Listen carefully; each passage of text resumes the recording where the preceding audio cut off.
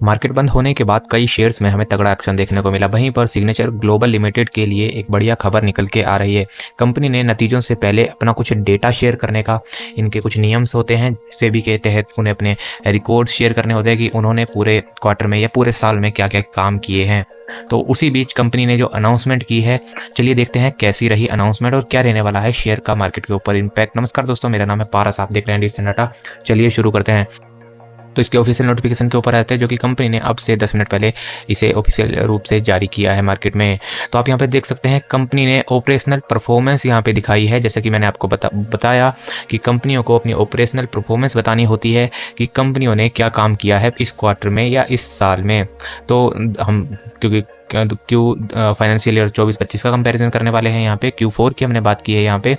तो कंपनी ने जो ऑफिशियल नोटिफिकेशन में बताया है, कंपनी ने आज तक की highest ever annual pre sale यहाँ पे दर्ज की है। कितनी की है? 102.9 बिलियन इन 2025 के फाइनेंशियल ईयर में। तो सरपास की है, लगभग 42% से ग्रोथ करी है ये जो इनकी इस एनुअल प्री सेल्स है। तो आप यहाँ पे देख सकते हैं कलेक्शन ऑफ फाइनेंशियल ईयर 2025 का 41% से हमें तगड़ी उछाल देखने को मिली है, जो कि पिछले साल 31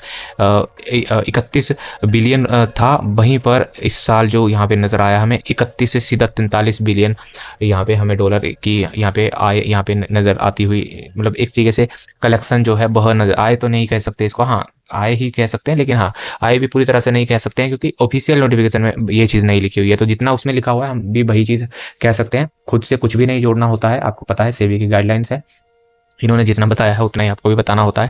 तो 41% का कलेक्शन यहाँ पे हुआ है, जो कि पिछले साल 31% था। इस साल 41% के साथ 43.8 बिलियन डॉलर का यहाँ पे कलेक्शन किया गया है सिग्नेचर ग्लोबल के द्वारा। और अगर हम रियलाइजेशन की बात करें तो जो कि पिछले साल 11,762 पर स्क्वायर फीट हुआ करती थी, जो कि इंक्रीज हुई है लगभग 12,457 करोड़ से। तो 11,000 करोड़ से यहाँ पे हमें 12,000 करोड़ रुपये लगभग यहाँ पे 800 रुपये पर स्क्वायर फीट से हमें इनकी रियलाइजेशन, प्री सेल्स की रियलाइजेशन हमें इंक्रीज होती हुई दिखी है। अगर हम मेन चीज़ बात करें कि कंपनी का जो एक तरीके से हम डेब्ट ही कह सकते हैं इसको, हिंदी में पता नहीं क्या कहते होंगे, हिंदी में लोन, कंपनी का लोन जो है वह कंपनी का रिड्यूस हुआ है, जो कि 11 बिलियन डॉलर का यहाँ पे कंपनी का लोन था।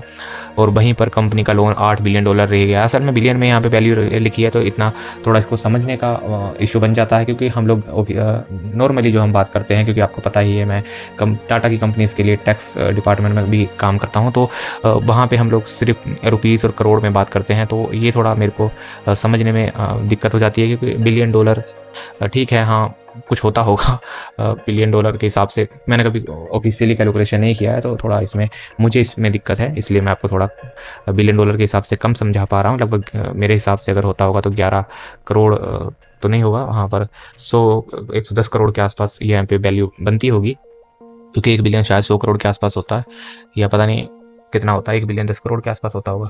तो ये चीज़ मेरे को भी नहीं पता है, लेकिन चलिए आप चेक कर लीजिए, फिर कमेंट बॉक्स में बताना, मुझे भी ये चीज़ पता लगे। एक बार सर्च कर ही लेते हैं। वैसे तो 1 बिलियन 100 करोड़ होता है क्या?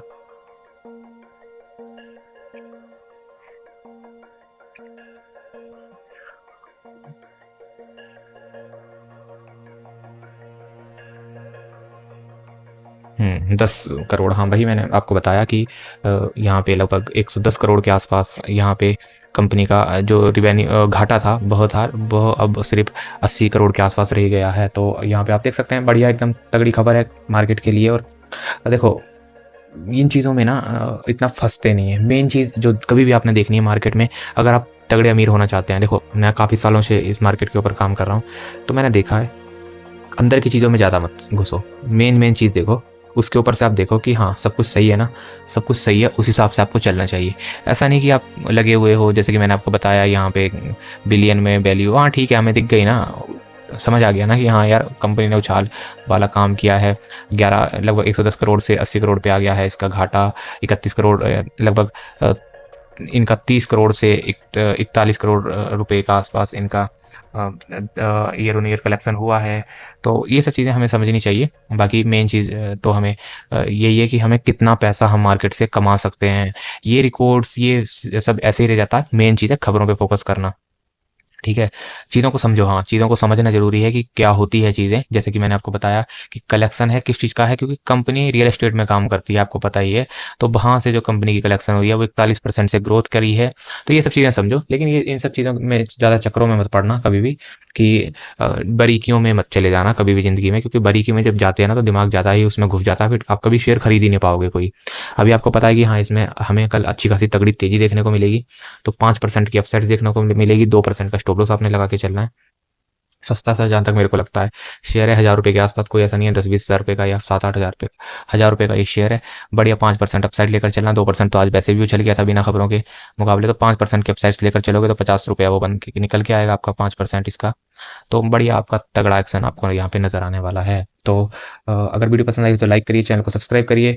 मिलते हैं नेक्स्ट वीडियो में। Take care. कमेंट बॉक्स में अगर मेरे को कुछ सलाह देनी हो या जो भी मन में आए तो पूछ सकते हैं। बाकी मुझे सीखने का होता है, और आपने अगर कुछ मुझसे सीखने को मिला हो तो भी कमेंट बॉक्स में बता देना। मिलते हैं नेक्स्ट वीडियो में। टेक